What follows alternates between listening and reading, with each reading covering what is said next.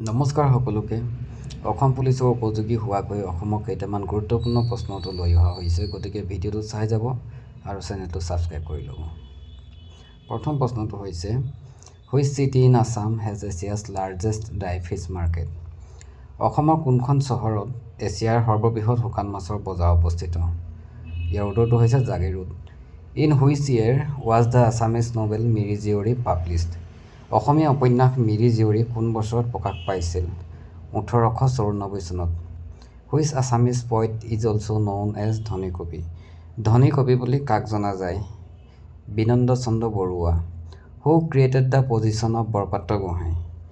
বৰপাত্ৰ গোহাঁই পদটো কোনে সৃষ্টি কৰিছিল? চুহুংমুং।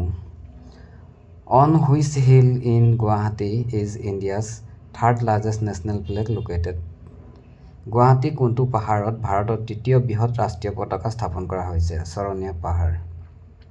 Which community males use ornament name য়াওচেৰ and খাৰিক?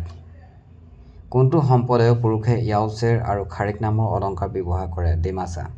In which year was the ministry of development of north eastern region establish?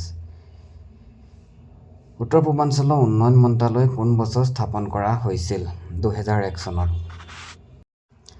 শেষৰ প্ৰশ্নটো হৈছে, who was the second chief minister of Assam after Gopinath Bordoloi's demise in 1950?